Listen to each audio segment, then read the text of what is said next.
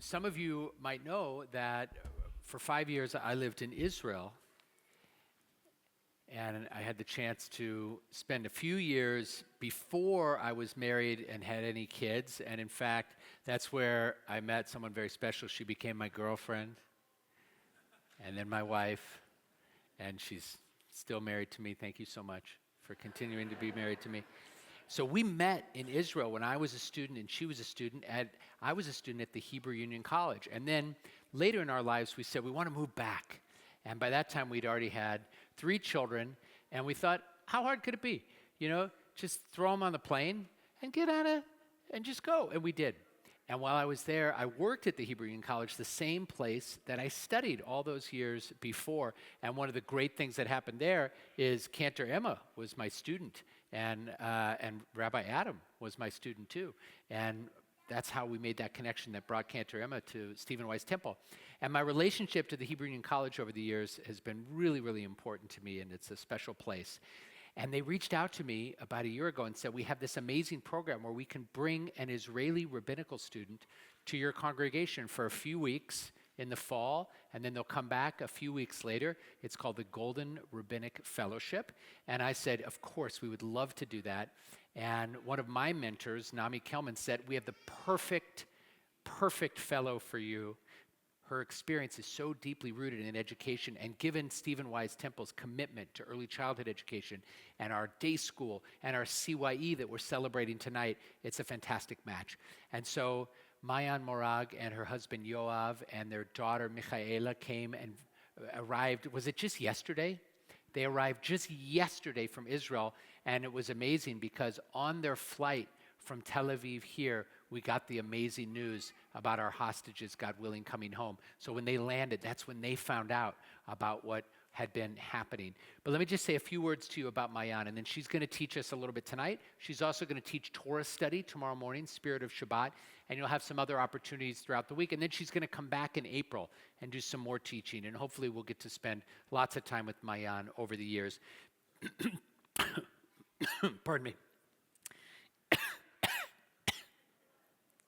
I don't know what happened. In just 2 weeks, Maayan is going to become a rabbi, but she's not a rabbi quite yet.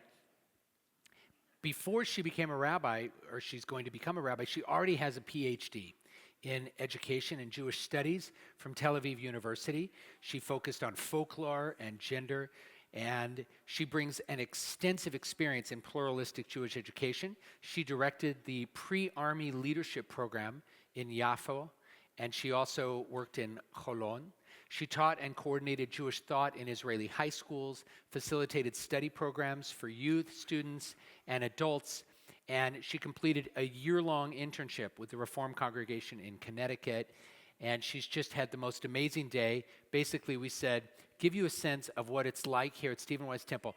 Come at about 10 to 8, and then we're going to work you all day long, and you're going to stay through Shabbat, and then you're going to sit in the sukkah and have dinner, and you don't have jet lag or anything like that. And that's the best way, by the way, to deal with jet lag. You just go. Anyway, you're going to really enjoy learning from Maayan. Maayan, thank you so much for coming, for bringing Yoav and Michaela with you. Please come share a little bit of Torah with us.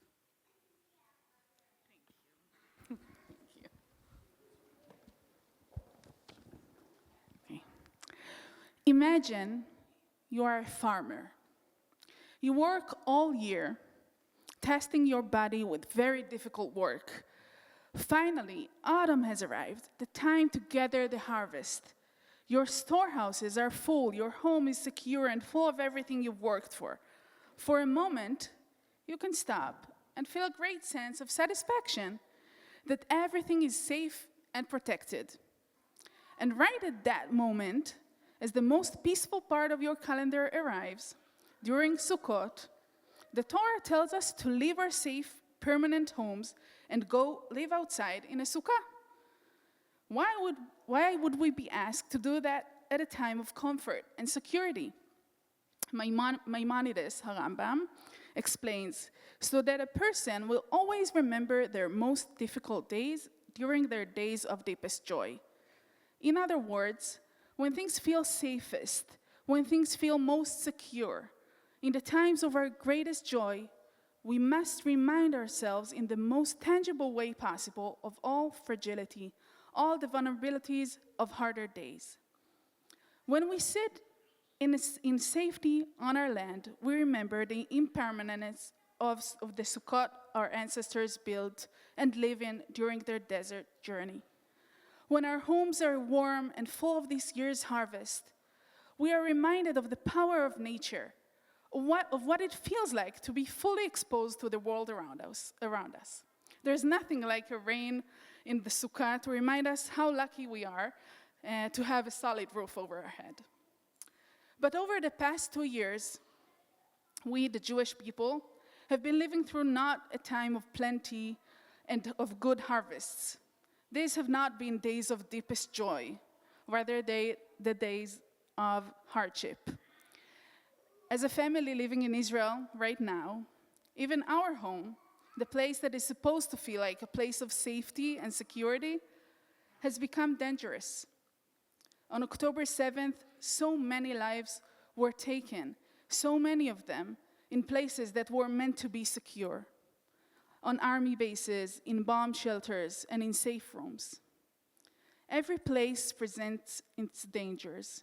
Even Michaela, our 3.5-year-old, knows how to find the safe room or the shelter in every building we enter.